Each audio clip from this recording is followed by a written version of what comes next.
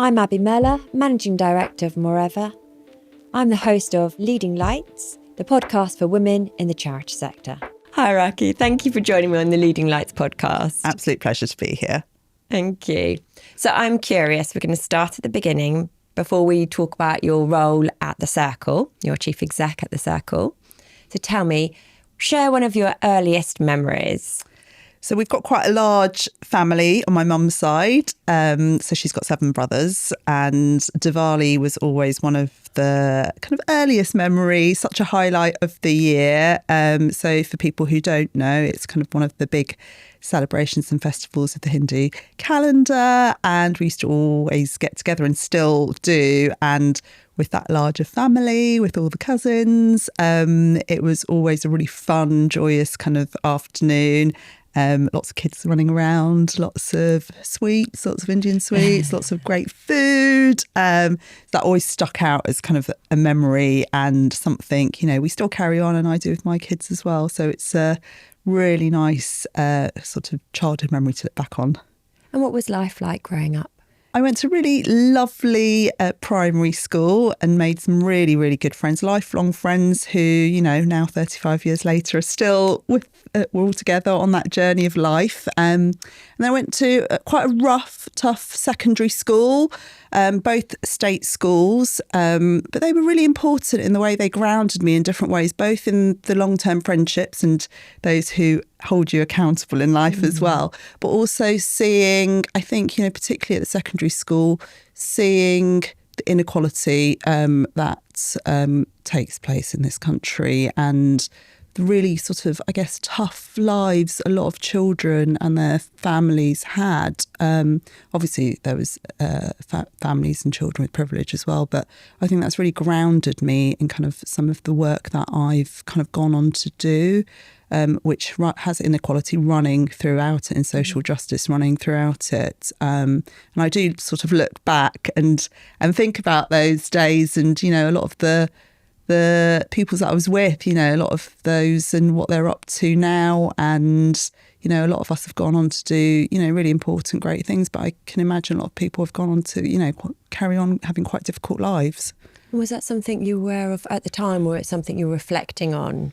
I think I was aware of it somewhat, but I think as you grow older, you kind of reflect on your life quite a lot. And I think there's definitely certain instances of, certain children that you kind of think about and think, God, they really did have it quite tough, and how did they manage to get through school? And then you look at, when you send your children now and kind of similar circumstances and, essentially the injustice that is taking place and how we can make it a level playing field for everybody. I think it's just so important. And one of the things I went on to do was become a trustee of an organisation that supported working class young people with leadership skills, because I do feel really, really passionate about that. So something we could explore further later. Definitely, especially when we think about those moments that have led you to The Circle.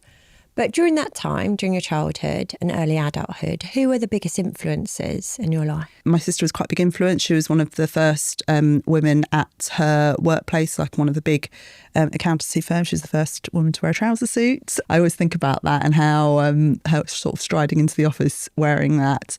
But there's been some really, interesting, inspiring women over the year, particularly women always have been someone that has influenced me. So Bell Hooks, you may or may not have heard of. She is an American author, theorist, feminist, activist. She actually passed away a few years ago, but she's had a big influence in my life and that of The Circle, which we'll talk about later.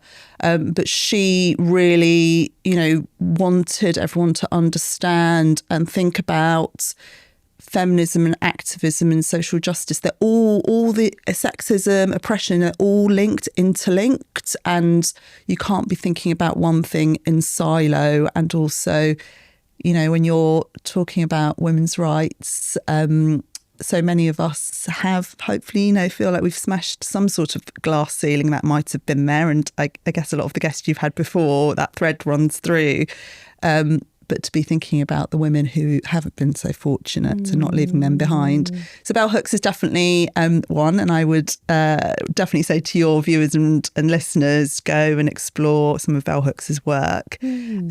And then, of course, our founder at the Circle, I've worked with for a long time, Annie Lennox, is an incredible influence on so many. But for me personally, you know, when I watch her kind of daily about how brave she is about speaking out, and as someone with a platform who's got such visibility, often it can be that you feel like you should just shy away from it. It might threaten your career or anything else you're doing. And I think there's something in that bravery that we all sort of need to take forward, especially in these difficult and turbulent times. It's sticking your neck out, isn't it? It is. And I think we can't all do it in the same way, but we can all do something in our lives. And I think that's the most important thing I've taken away, you know, from growing up and in my career. Yes, I'm in a position as the CEO of a charitable organisation, so have much more power and influence. But,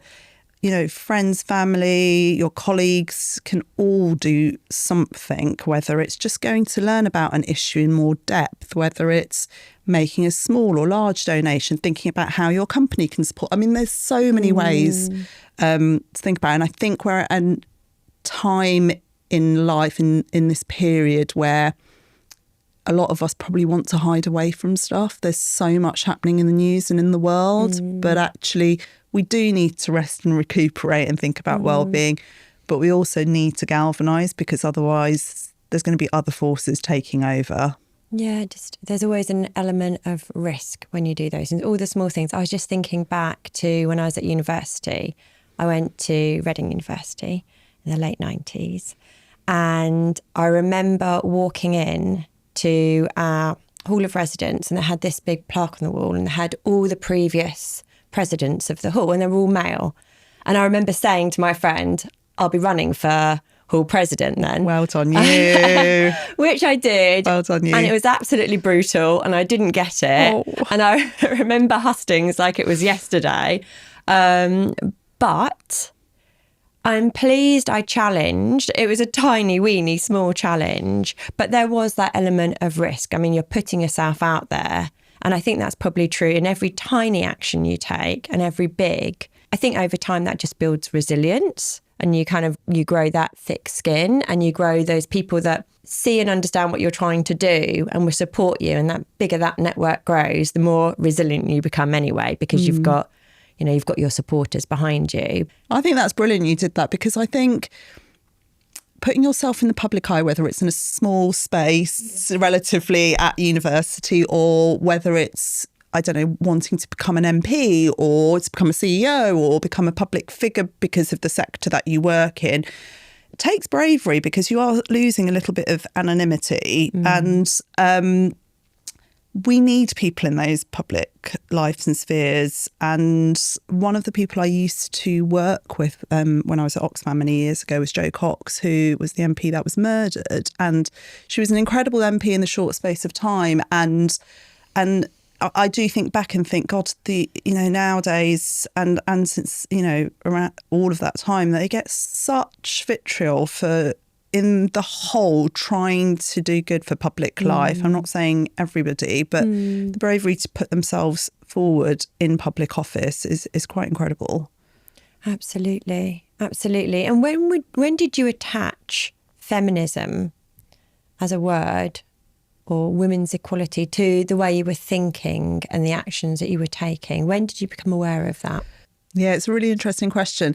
I actually think it probably started longer, in my teenage years, and started more with kind of a broad notion of social injustice, which we talked about kind of previously in my kind of upbringing. But around, I think when I was about 13 years old, it was about 1994, the Rwandan genocide was taking place. And it was at the time that we were probably all still as a family watching the 6 o'clock and 10 o'clock news, and watching those images and hearing those stories was obviously so horrific, but really drove a sort of passion in me about why that was happening and how we could try and support future atrocities from taking place and supporting vulnerable people like that. So that was definitely one pivotal moment. The other, in terms of the journey towards women's rights. So I, after university, where I did a degree in international development and politics, went on to work for Oxfam. And I was fortunate, and sometimes the word fortunate isn't quite right, but I was able to go on quite a few overseas trips to go and visit projects in numerous countries. And I say maybe not fortunate because those are quite harrowing trips. You're not going on holiday by any stretch of the imagination. You're going to meet and hear stories of real vulnerability and poverty and, really harrowing stories. And pretty much, I think, every overseas visit I went on, whether it was to Rwanda, whether it was to the Congo, whether it was to Pakistan, women were there at the first and foremost feeling those injustices. It was them that were always there, kind of crowded around trees, waiting for food, not getting the maternal health support that they needed, giving birth in kind of horrific conditions, facing, high levels of violence and, not being able to have livelihoods. And to me, that kind of, at the time, it's a cumulative experience in any of those types of things. But that sort of led me to really kind of wanting to work on women's rights. And what had your role been? What was the objective of those trips? The kind of role I played was in the communications team, particularly taking high profile people to the work to raise awareness of campaigns, whether it was advocacy campaigns or fundraising campaigns. So it was to meet the people, and particularly the women that we were supporting, and hear, one, how difficult life was, so we could take those stories back and amplify their voices.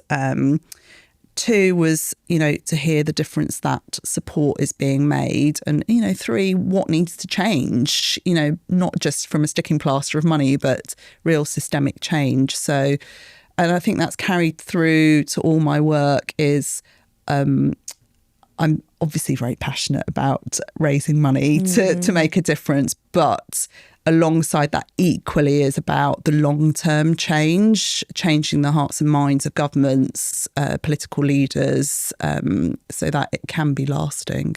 What other moments led you to the Circle? So apart from those trips, I worked obviously at Oxfam for about 7 years, and then I worked at UNICEF. But it was actually at Oxfam that the Circle was incubated back in 2008. So Annie Lennox is an ambassador for Oxfam and many other organisations, which is brilliant. And she herself had visited a number of projects and similarly had come back realising, women were living in such horrific circumstances, not receiving the equality and the services that they needed to be living, flourishing lives. And she kind of came back and at that time, there was a number of UK women's rights organisations focused on the UK, but there were a handful of global looking women's rights organisations in the UK particularly.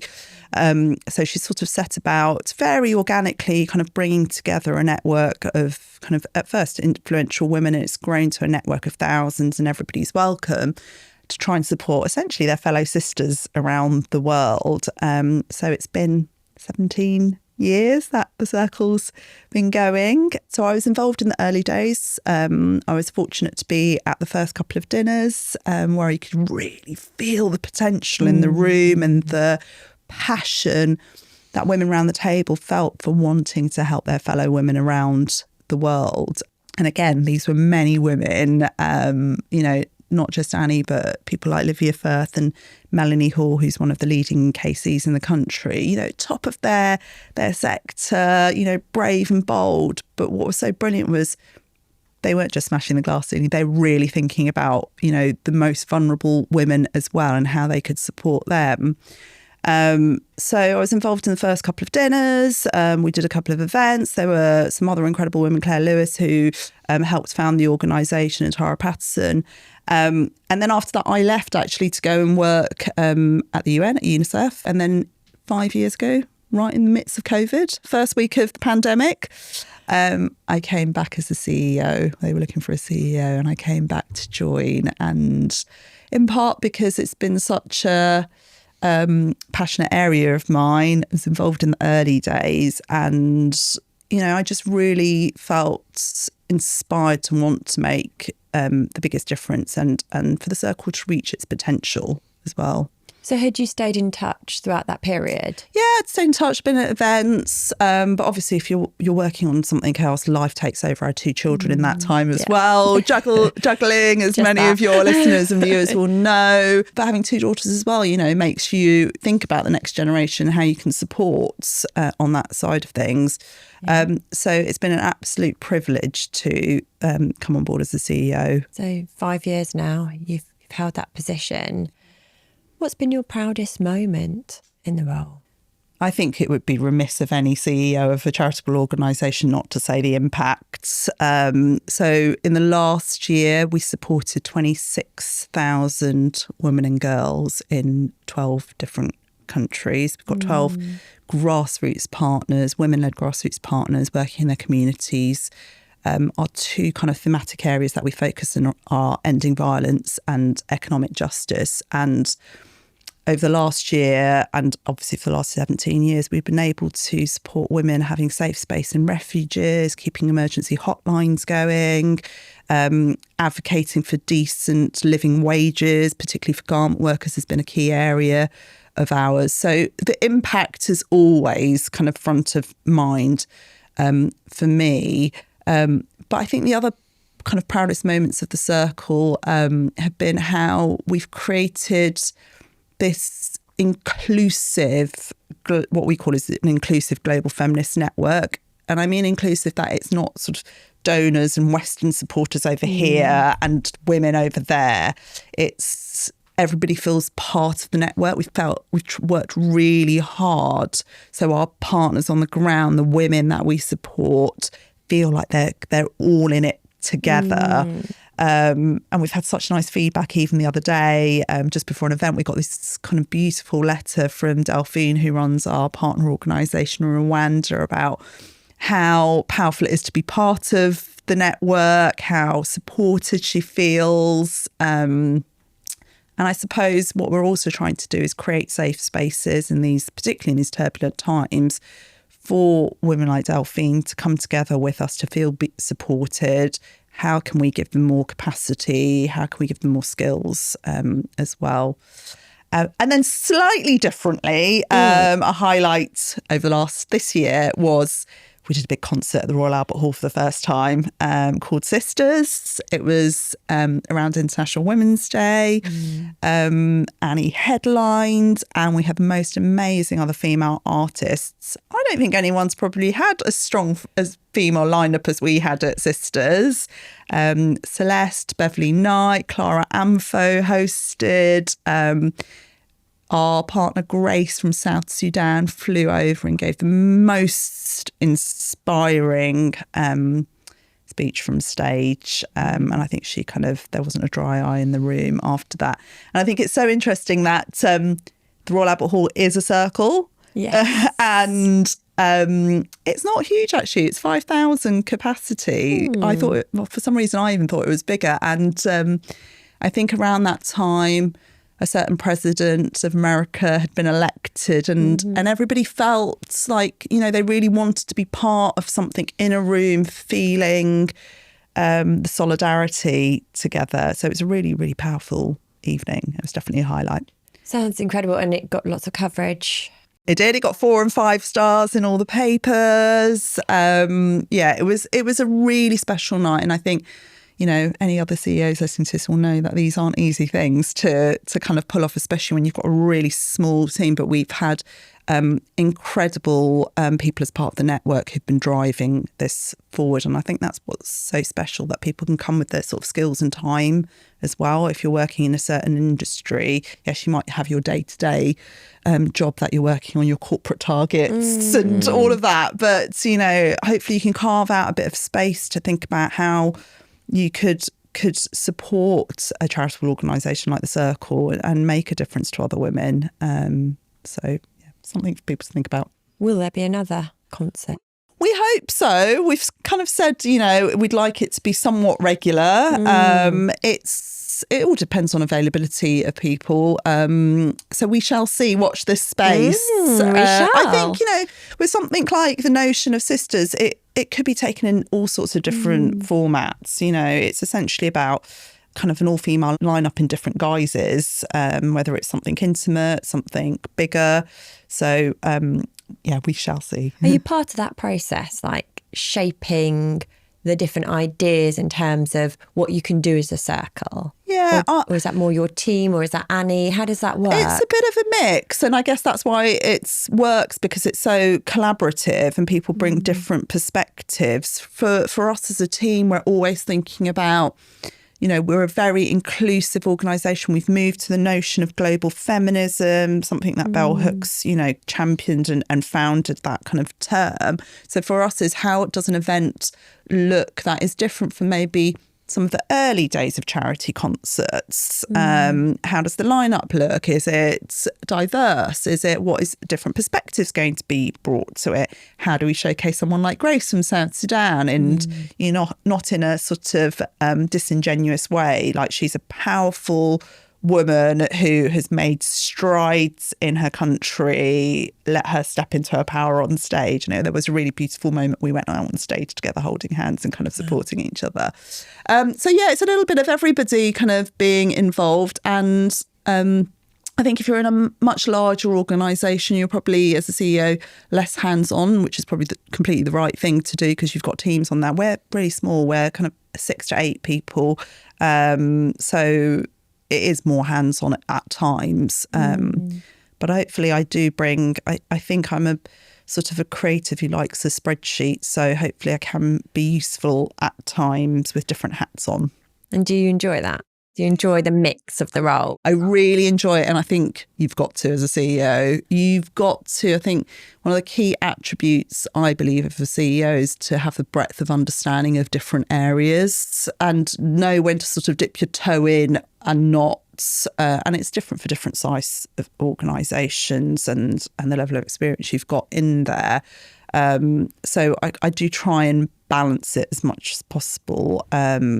You know, I was just saying to you earlier that we've got some of the team are in Sri Lanka at the moment, which is, they're visiting our partner there. So it's a kind of a balance at the moment of kind of making sure that they're safe, that the risk assessments are being adhered to, but they're also getting a really positive experience, collecting it, and then also kind of keeping an eye on the team back here as well. And, you know, we've just come out of a busy period of 4 events in 2 weeks. Which is incredible. Really incredible. We were so delighted to host our annual gathering last week. We had the British Iranian former prisoner Nazanin Zaghari-Ratcliffe as our kind of key guest. And, you know, that's also about being incredibly thoughtful of, you know, how to look after your guests, both in the run-up and after. So there's a lot to think about, not just as a CEO, but in an organisation like ours that puts, I would say, you know, inclusiveness, well-being, feminist principles at the heart of it. When you're in a very busy period, it's really important to kind of take a step back to kind of think about all those areas as well. I'm also thinking about when you're surfacing all those stories, and it's really important to share them, because then people understand your why. Yeah. We talked earlier about, you know, I used the expression like sticking your neck out, but even more so for these storytellers who are sharing their very personal, lived, very difficult experience. There's such a responsibility from yourselves and the team to share those in the right way, as you say, to look after those people who have had trauma, difficult experiences. How do you manage all of that? How do you feel about it as well? I mean, I've got a really great team. They are brilliant. All women. Many of them have worked for numerous years, like I have, in different organisations with really vulnerable people, different circumstances. Some of them are younger but have such feminism at the core heart of, why they're doing this. So I think some of it is naturally intrinsic to why they're at the circle and maybe not another organisation where they might not have as close affinity to, and that's probably one of my tips later I'll come to. But it's not easy, it's really difficult, and I think rest and recuperation is really important. Well-being, not just of who we're looking after, but of the well-being of yourselves as well, because hearing those traumatic stories regularly, how do you process those? But how do you also, what you've heard, put that into action for change? I'm a big believer of that as well. But we did have the most incredible story from one of the women that we support on stage the other day. Annie read it out. It was from an incredible lady called Ernestine, who's been supported by our project in Rwanda. And she was talking about the ripple effect of, if you support one woman like herself, and that was with some training, particularly around tailoring, and how she's gone on to set up her own business and how she made a commitment that once she was able to set that up, she would bring 3 other women to be trained and to be employed, and that sort of circle grows slightly bigger and bigger, and those ripple effects, and how she'd been supported with mental health support and psychological support. So as a survivor of violence, not only had she been able to get back on her feet, but she felt much more mentally prepared to step out into the world, and what we like to call into her power, to kind of take that forward. So I think that was a really special moment. You were talking about storytelling and bringing those stories out. I think, every member of the audience there kind of really felt inspired hearing Ernestine's story. And we need those stories, because when I was looking at the website, it talks very much about the need. I'm just going to read this out. But we have over 600 million women live in countries where domestic violence is not considered a crime. But only 1.6% of all philanthropic donations, go to organisations focused on women and girls. Those are current stats. Those are current stats. 1 in 3 women globally, in the UK and globally, will face violence in their lifetime. That is something that hasn't changed for decades. The number of women living in extreme poverty is going to go up. The Sustainable Development Goals, which many kind of listeners will be aware of, which is the roadmap for the next 15 years until 2030, that was put in place by political leaders on a variety of issues, including gender equality.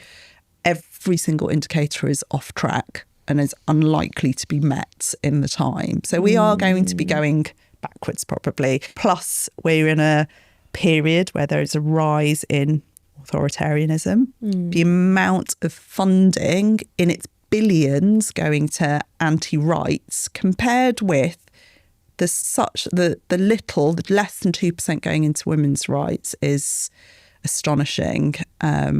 So one of the things we do call upon, and we don't just talk about money all the time, but without significant levels of increased funding into women's rights and into the feminist movements, any wins that we've made, let alone ones we want to achieve, are going to be rolled back, and that's really kind of quite scary. But the stories that you hear of people like Ernestine, that small amounts can make a huge difference. So I think it's really important for people to understand, when we talk about making a little difference, it all contributes to something big and big change. And we've been here before, time and time again, and it always seems to be the flourishing feminist movements who are making change and being bold. So our work isn't just to support the projects on the ground, increase services. It's about strengthening those movements in country as well, and hopefully leading to long-term change.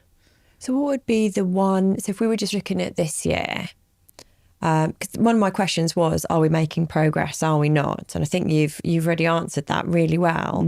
So then if we were just taking the remainder of this year and then thinking about 2026, what do your objectives look like? What's the one change you want to see in the world? Yeah. I mean, obviously, we want to see safety and equality forever. That's the big picture, you know. Wouldn't it be wonderful in decades from now? It's not going to happen overnight that we're seeing that for women and girls. Why shouldn't we? That's the question. I kind of just, why wouldn't we want to see that? But in the next, couple of years, in fact, we've just launched our new 3-year strategy, which is bold, unwavering. It takes into account what's happening globally at the moment. And essentially, we know that we may not be able to increase the impact that we are going to make. But what we can do is sustain the partners and grassroots work that we are doing. That for us, if they are surviving at the end of this period and are able to make the change that they've wanted to, that's a brilliant win. For one, we are aiming to support 500,000 women over the next 3 years around violence and economic injustice. So continuing those services that we've talked about before. And I think just if we can get the notion of global feminism out there much more, that would also be a win. I've got my T-shirt on. I've got my T-shirt on. We're now selling the T-shirt, so everyone should go and buy one. Lots of people have been asking for years for us to be selling them, so they are on our website now, and at our event the other night they flew off the shelves, so which is really great. But for us, global feminism is really important. Feminism is somewhat, to some people, still a controversial word, maybe tarnished in some ways. But it's really important to have a descriptor of what we're trying to achieve. And for us, the words global feminism, it's about not forgetting women everywhere. When we are kind of breaking those glass ceilings, let's do it with in mind of supporting and pulling up other women everywhere, those that don't have even the basics. And actually, when we talked about global feminism to a lot of people, they have said, that's incredible. Where have you been all our lives? For a lot of people, particularly second, third generation diaspora, it's often felt like quite a Western connotation. By simply even putting the word global into it, it feels much more inclusive and links back to, many other countries as well. I can really see that. We've got men wearing them as well, which has been brilliant. I always think this is the tipping point when you've got your male allies, because it takes both genders to make the difference, so it's absolutely important. And that point about global is so interesting. My mum was born in Iraq. We're of Armenian descent. But, I was born and grew up in Kent and Tunbridge Wells. But then the advantage of that background is that you only see, you've had family in Iraq, had family in Syria, I have family in America now, but you only see it as global. Like, it's really hard to not think of people around the world and your own family scattered around the world. But to others, there's an education piece, isn't there, about why we care about people that are outside our... Yeah, and I think especially now. Especially now. And I think you've summed that up really well. Like you've got that lived experience of those links with other countries and that personal story, which is likely to resonate much more when you're talking to people than just saying, just believe in feminism, or global feminism. Always bringing it back to something relatable is really important. Yeah, and it is only global feminism. It's not just feminism, it has to be global feminism. And I think that's exactly what, Bell hooks, and that's why we talk about her so much. Just, this was decades ago, was talking about it, that it has to be global, exactly as you say, because if we're just changing something in one country, oppression is still happening elsewhere, and we are duty bound as citizens of the world. Yeah, that's how we have to view ourselves. I'm going to talk about you a bit more so that people can get a good sense of what leadership feels like in your shoes. So what skill do you rely on day to day the most, would you say, in your current role?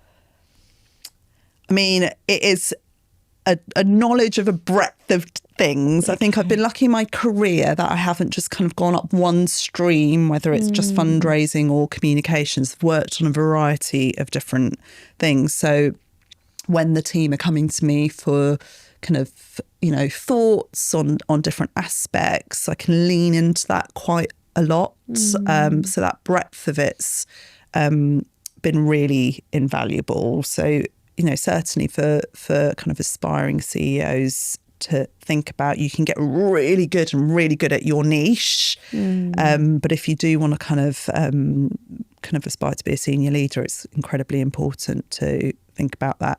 Spinning plates. Of course. I think I'm a pretty good juggler of things. It doesn't faze me that there's a myriad of things going on. Some people panic about it. I wouldn't say, I thrive off spinning plates. Yes, I can thrive in an emergency situation, but I feel happy to, if there's multiple things going on, that doesn't faze me. Do you know why it doesn't faze you? Is there anything anyone can learn about how to manage that? I don't know. I don't know if it's just a personality thing that's intrinsic in you. I don't know if it's that, as I say, throughout my career, I've worked on multiple things at the same time. I've been in roles where you're working with a variety of different departments all the time, and that's possibly quite rare. With the overseas travel and going to humanitarian situations, of course, you've got to be alert to pivots and changes all the time. I can't answer that question. I don't know if it's intrinsic into you but I think if you are in that scenario and finding it difficult to kind of spin those plates, of course, one, think about taking some of them off. Yeah. Who can they be delegated to is number one. Number two, should all of these things be happening now? Can some of them be kind of phased? But also just take a moment for yourself and think about kind of what needs to be done now, what can be done later. How can you factor those into your kind of diary as well? And also, I suppose, which things are going to have the biggest impact?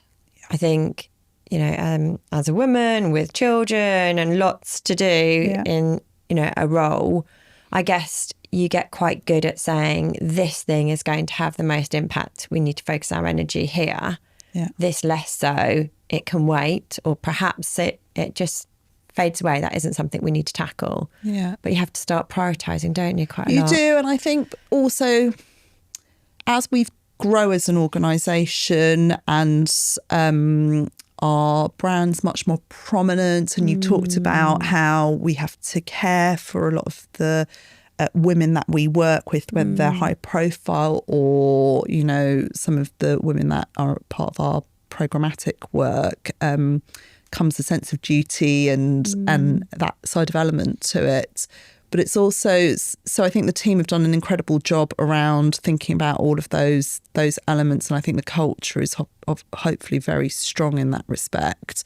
But it's also about not being perfect on everything. It's okay. Sometimes not balls will be dropped, but you might do something that you might think, that's not exactly how I wanted to do it, but it's out the door. We've just been through, shaping our new 3-year strategy, and we're not a huge organisation with a whole team dedicated to strategy. This isn't going to be a 2-year process that we've started. We've worked collaboratively with our boards, but we've put in time boundaries of, we're going to get this done in this time frame, and we're going to do it like this, and that's going to be good and bold and strong enough. And not knowing that's the marker in the sand, we are living in turbulent times. We will be agile and responsive, and if it needs to change within those 3 years, we'll be open to that. Bit of flexibility. Exactly. And how do you manage tough decisions? How do they feel? I think part of it comes down to being able to deal with pressure. So if as a CEO, you're trying to make a tough decision on something, really important to have as much of the information as possible from your teams. Don't feel afraid to go and ask for more, particularly if you've got differing opinions on things.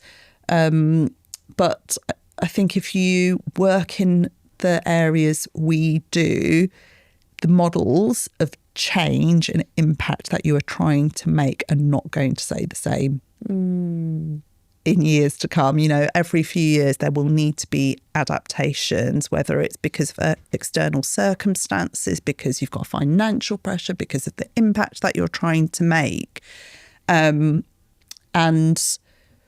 so don't be afraid to kind of, I suppose, sometimes rip the plaster off. Sometimes you need to take people on a longer journey. Sometimes you need to do things quicker. But if you know that why you're doing it is going to make the biggest impact, ground yourself in that, and make sure you've kind of got allies in terms of your board and etc. on that as well. Because you're not doing any of these tough decision makings alone. I think that's the other bit as a CEO to remember. You have got other team members, senior team members, your trustees to work collectively with as well. So it's more of a collaborative process. Yeah, I think it's important to do that, certainly in terms of the information that's being presented to you if you're trying to make a decision. It's not going to just come from one source. And also I feel like there's decision fatigue, like you're making decisions in your household, for your children, in your life, and then at work. It can become exhausting if you are just a decision maker all the time. Yes, and the CEO shouldn't be just a decision maker. No. You know, there should be, you know, others should be empowered to make decisions, whether it's in your household. Yes. Yeah. You know, your children should be, you know, by a certain age, sorting themselves out, getting ready in the morning, you know, being able to make breakfast, you know, in the team, like there's senior leadership team, you know. So I think as we grow, we evolve that over time, and, you know, find different boundaries of what needs to be able to come to me for decisions. But that's your lens. Like we're all, like wherever I'm have responsibility, that's a shared responsibility, and that's got to feel collaborative. Like, I think ultimately it is, but we are in most companies and organisations are in a somewhat model where there is kind of up the line leadership, and you have to take responsibility as well on that certain decisions will sit on you solely. So I'm not saying every decision is collaborative, but it is about getting that input from a breadth of people, and then it might be ultimately on most occasions down to you to make that decision. But it's about being informed. Absolutely. Yeah, absolutely. So don't sort of just rush into it. If you've been presented with something, got to make a critical decision, there's not much time.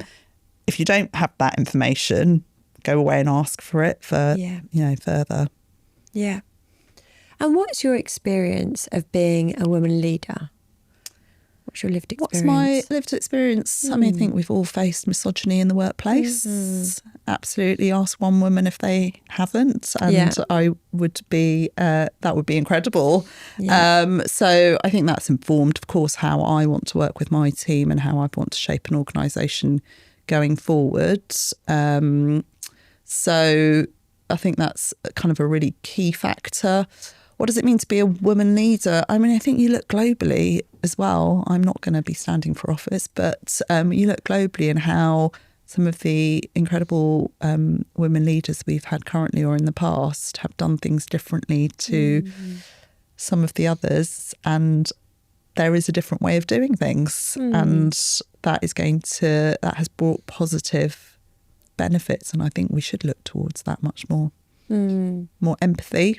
Jacinda Ardern talks about that a lot. You know, political leadership with empathy feels really critical. We do not need to emulate. I say this in forums all the time. We do not need to emulate leaders of the past in a certain way that has been presented previously. I think we can all forge our own paths of what leadership looks like. We've just got to become more familiar with these stories, you know, and these names and these people. Yeah.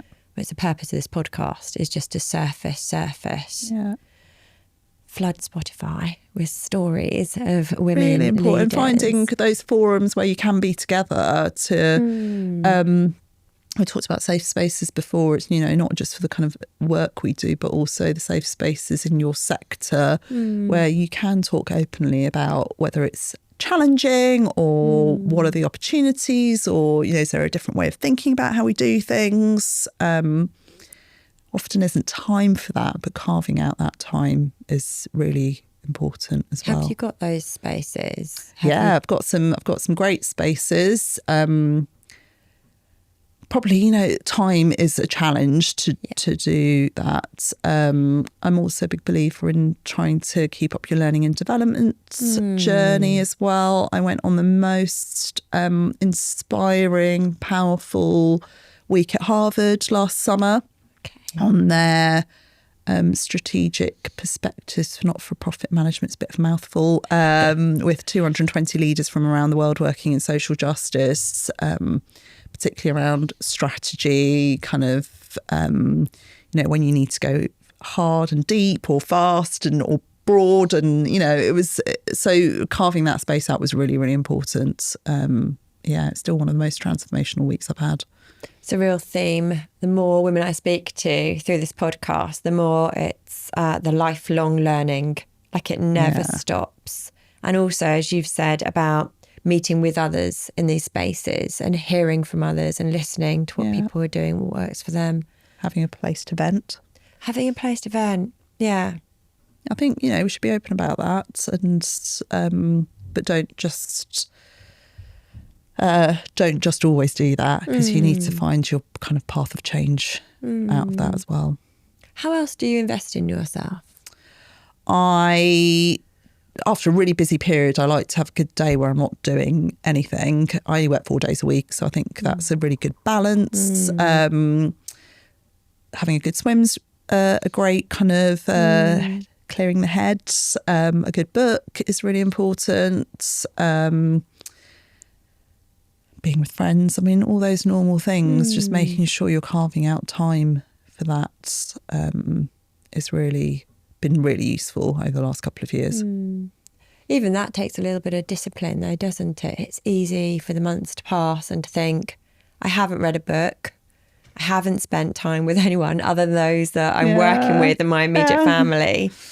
It's that there is some effort required to make those things especially happen. on the book front. Especially the book front. When you're so tired. Absolutely. I've got a 13-year-old daughter who is an avid reader. She has started a book club at her school. And seeing her read and read and read got me back into reading. I think that's very similar. Is it? Yeah, very similar. My daughter read 20 books over the summer holidays, which I found extraordinary. Yes. I managed half, but that was a good feat. Yeah, but it's a reminder, isn't it? Like seeing things through different people's eyes is just a reminder, and seeing that, I don't know, it is carving out. I know she does it because she enjoys the entertainment side of these books, but also for a bit of mindfulness. She takes herself away, she curls up with a book. And she's just naturally doing those things that we have to do a bit more deliberately, like find a quiet space, get the lighting right, get the book. Well, that's great. What an inspiration a young woman is to you. So she really is. And actually there's, that is the gift of parenting, isn't it? Like you can learn, you can see those small pleasures, like spending time with friends, reading books, all of those joys, being on the sidelines watching, your kid play sport, all of those things. It's just carving out and protecting that time and knowing that it is important. I remember when there were babies and people said nap when they nap, and I just could never do it. I didn't do it once. I don't know which mother did. It's always a decision making. Are you going to have a cup of tea, which is going to go cold? Are you going to try and watch something? Are you going to do the washing? Are you going to have a nap? Are you going to, by the time you've actually thought about which decision you're going to make, it's done. It's done. But I think that same philosophy, it's just now, I think, the older I get and the more the more on there is, it has to be right, she's reading a book. I'm going to pick up a book. I'm going to sit there and read it. But all these things, they seem trivial. They're really not, are they? They're for our mindfulness. They're for our to refuel. One of the things we've done as a team the last few years, which is, I'm hoping they will agree, has kind of fueled us all as well, has been both a bit of rest, but the creativity is that we have our Christmas get-together, our festive feminist fun. So we always kind of have a really lovely lunch, and then we always try and find an inspiring exhibition to go to. So I can't remember the exact name, but last year it was Tate Modern, and there was Women Rebellion. So incredible kind of women activists that had artwork up. Recently we went to see Miss Anne Harriman, the photographer and activist, Purpose of Light exhibition, and just took a couple of hours in September to kind of after the summer to start the new term with a bit of inspiration. And that seems to have worked really well. And I personally really enjoyed it as well for me as a CEO to think about not just, us doing the day to day, but how can we find inspiration in other places? Yeah, and that's true as well, isn't it? Like we have busy teams and it can be work, but you do have to down tools and carve out that time. Yeah, I just did everyone's performance reviews where I work, and it was consistent feedback. We really enjoy spending a bit of time together as a team as well. Okay, we'll make that happen. I've heard you. Yeah, that's good. Absolutely. So thinking about where the circle is today, thinking about what you have brought to the role and what you do have done over the last 5 years, I'm thinking about today. What is it what's that thing on your mind? We've talked about your objective as an organisation this year and next. We've talked about having a 3-year strategy. But what's that thing on your mind? What's in the back of your mind, that niggle? Is it, for example, for me, I'm thinking about AI all the time, as many are. Or what's that niggle that you want to wrestle with and solve? What's that thing that's always there? I mean, it's always there is about the financial situation of any kind of organisation. I think as a CEO, you have to keep an eye on the numbers, and we go back to what we were saying about how little funding goes into women's rights. But there's also, recently there was a UN Women report that said half of women's rights organisations in conflict settings are likely to shut down in the next 6 months. So shocking. So, and the state of the UK charitable sector as well. It's a really tough time after the cost of living crisis, the economic climate. We've got US aid cuts in their millions. All of those are having an increasing impact, and so for me, that has to be at the forefront of ensuring that we can remain sustainable, viable, and make the impact that we want, even if it's going to be less because of the circumstances we're in. So that's, one thing that's always kind of in the back of my mind is the viability. We live in a capitalist society. You can't do anything without funding. And we're very lucky that we've been able to have the most successful fundraising year ever last year. We raised more unrestricted than ever before, but we're still relatively small. So for me, that's about sustaining that, but then about reaching the potential of the organisation. And it feels like there are good opportunities ahead. Because of the blueprint of, successful concerts and things like that this year and last. Yeah, I think definitely there's so many opportunities out there, but it's about really picking the right ones for us as well. We could, and lots of people come to us with lots of ideas, which is brilliant, and we just can't do them all. And it's thinking about what's going to support our objectives in the short, medium, and then actually, is this worth trialing because it might grow over a long time, and we can't do all of those, but we've got to have that portfolio of it. But I think, last year we did do our first ever big concert. We got new funders. We continue to hopefully inspire people at our annual gathering and our Global Feminist series, where we bring together great activists and high level people. So you're right. I'm hoping there's a blueprint. Yeah. But it's a changing time everywhere. So where we think one year one thing might have been pulled off and been able to be done, it might not work for various reasons the next year. So we keep adapting and striving forward and being tenacious. Yeah. Those shifts in the political and economic landscape will affect all organisations and charities and so on. And like you say, I think the only way is to keep adapting. Yeah. What is your top tip?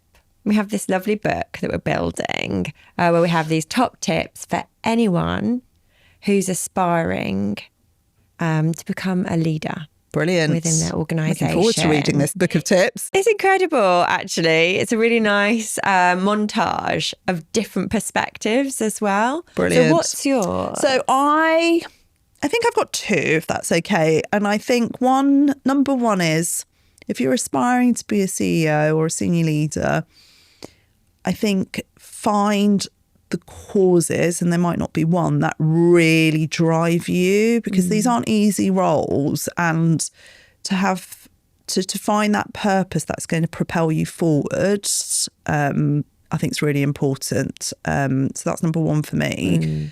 And number two, which is much more pragmatic and maybe quite boring to some, is know your finances, be good with the numbers. Different size organisations have different finance teams or none.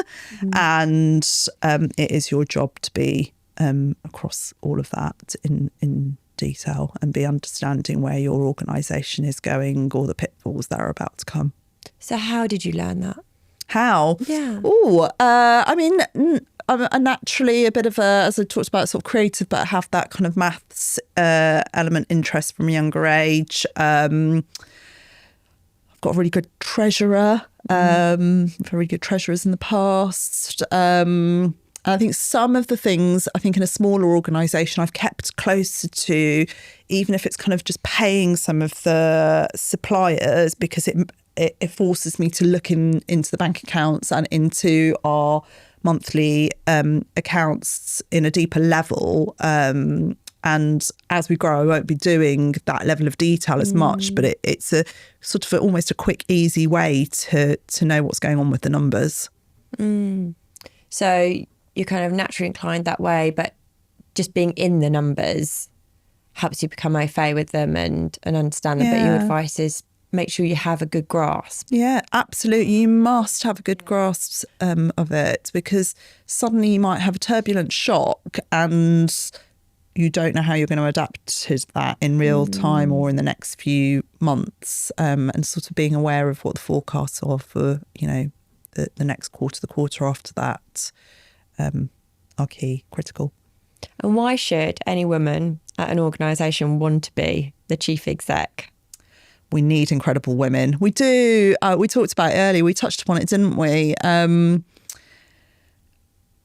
If we're just going back to the simplicity of equality for all women, then hopefully we are seeing more women at the at senior positions. It's not easy. So, but I think because we've got all sorts of other juggles we've talked about as well, but do it in your own way and don't try and emulate the way maybe others have done it, because there is a different path. And I do believe that it's where the future lies of positive change for the world. So that's why we need more women. Thank you. Thank you so much for this conversation. I've really enjoyed it. I have too. Thank you so much for having me. Thank you for listening to the Leading Lights podcast. Don't forget to subscribe and recommend us to your friends.